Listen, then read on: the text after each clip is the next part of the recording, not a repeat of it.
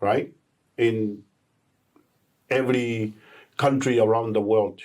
Because I believe if our message of transformation can send out to every corner of the world, I believe we will live a better world. So our vision for the future to impact millions of people around the world to become a transformation leader, not just to become a leader, to become a world-class transformation leader. Wow. Really to be able to have that, legacy, right? Yes. That's what I can hear from what you're saying, legacy. And then so you have an amazing entrepreneurial summit that's coming up. Can you tell us a little bit more about that? On the 7th of September, we're going to hold a entrepreneur summit. And basically this entrepreneur summit, you will hear from a lot of different speakers, different leaders from different industry.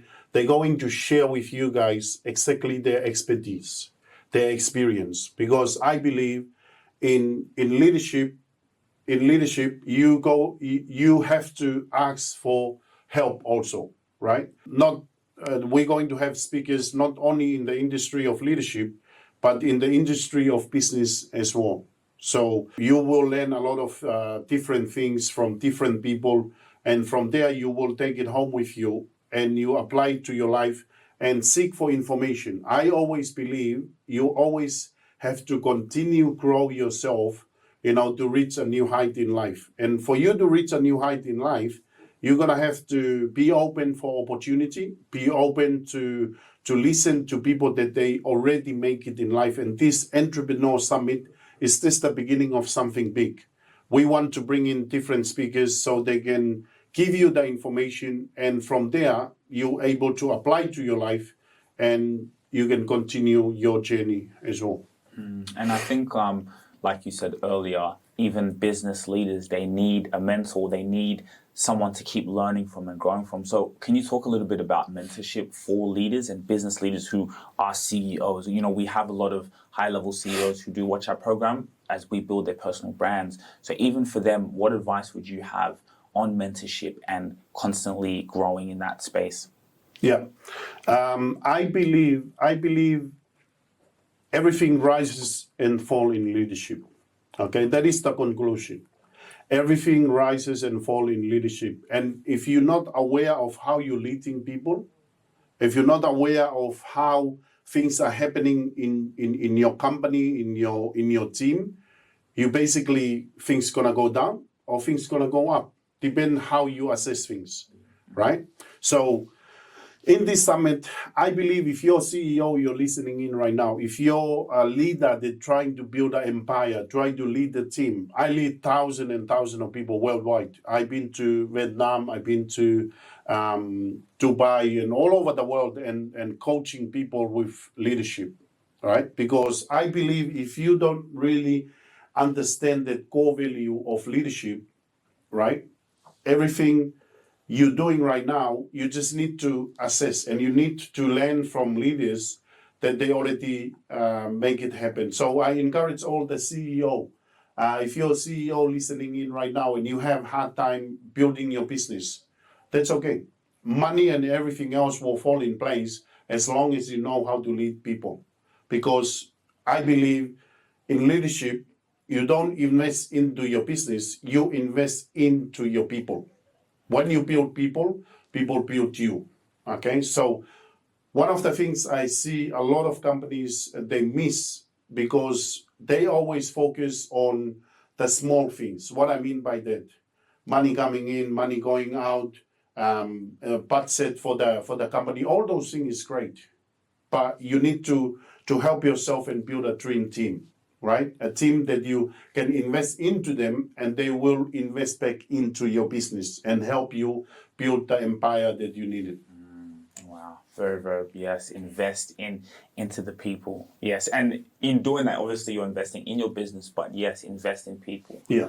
Wow. So let's put it in a practical example. Let's say I'm a leader, I'm leading a team, and how can I instill or get people to work for the best interest of the business?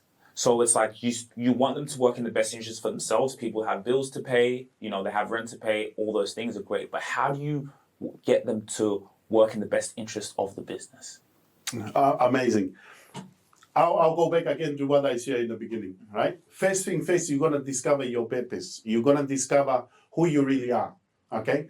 Basically, for myself, I don't force people to join me, right? I paint the vision, right? So I paint the vision for them, and some people they bite into the vision, some people they don't bite into the vision. But you have to be constantly paint the vision for them. Let's say, for example, you start up a new company today, right? All you need to do is keep painting the vision for your people to know exactly where you're going and where you're going to take this company in the next 5 years to come, right? Some people, they only bite into the money for their best interests, right? You might find that is the wrong people to work with, right? But how do you find that? How do you decipher? Because at the end of the day, if someone's coming for a job, of course, they need their bills to pay. So how do you decipher that? How do I decide for that is you're going to watch their performance and all these things. This is a whole teaching that I'm giving you guys right now in a very short minutes, but I encourage you guys, if you guys want to learn more, right, this is a whole training. I cannot just compress in a couple of minutes and give to you guys, even though this is a broadcast for you guys to learn a lot of great things that we have done in the past, right? But for you to really understand that, you need to check your progress, right? For example, if I give someone a task, I'm gonna give him two things. I'm gonna paint the vision and where they can be, right? I'm painting the vision for the company, but also, hey John, do you know, I can see you in this position. I can see you one day, you're gonna be the CEO of the company. I can see you 1, 2, 3, right? Keep painting the vision for John. And you know what? John's gonna be thinking, wow, what a great leader, right? He doesn't just call me into the office and smash me through on my mistake and that, but he sees something that I don't see for myself, right? So if they bite into that, you are investing in the right person. If they don't bite into that, you're wasting your time, right? So it's all about your leadership ability to assess all these things that is happening around you. You're not just paying people to do the job, you're paying people to bite into your vision. There's two different things, right? A lot of companies, they pay people and they tell them to do this, make sure you're on time, make sure you go out on time, this and that. That is not leadership. And you will find it very hard to build your company because they only come there for the interest for themselves. But if you have someone that come in for the interest of your vision, interest for the vision that you paint in them for where they can be, trust me, you're gonna build an empire. Even if you die tomorrow, it's gonna continue with or without you. Wow, that ending there was powerful, because when you're instilling those processes and the systems, so even when you're not there, things are still running smoothly. Yes. Things are running because your legacy, your vision, those systems that you've put in place, whether either you buy into the best interest for the team, or you get out. Yeah. Right, which is extremely powerful. So can you talk to us a little bit about your journey now in terms of how you've been building what you're building, and how we can continue to spark that interest in people to see the gift they have in themselves and come and get that knowledge of where they can move, where they're trying to go. Well, I have faced many challenges. I'm not just talking to you guys right now based on what I read or what I listen to. I'm talking to you guys from the result that I've been through. I've been through my ups and my down. In fact, one point in my life, I went through bankruptcy. Many things was taken away from me, right? I couldn't think to myself, if tomorrow am I able to provide for my 5 beautiful children, right?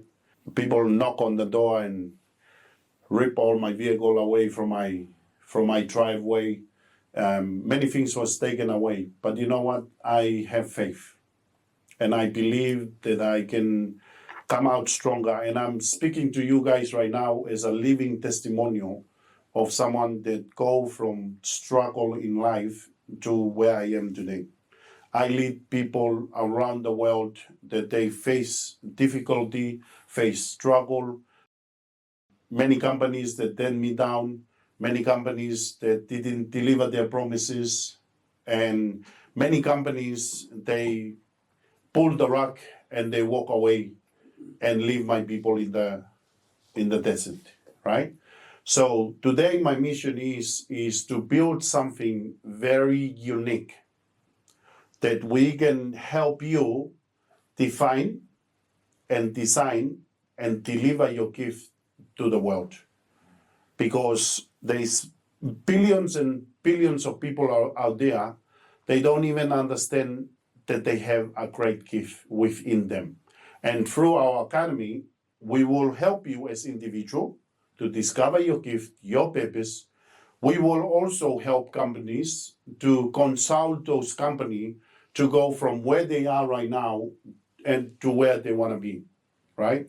We will help churches. We will help youth. Last week I have a 1 hour session with one of our young leaders, under 15. They were struggling for a few weeks, right? We deliver some message to them, we coach them, and last week they won 52-4. Oh, Rugby league, yeah, right? yeah. So my mission right now is to tap into those young kids, the youth, help them to discover their purpose, their gift in life, also help individuals, help families, and also help CEOs and companies, and really bring them up to their true potential, what they can be.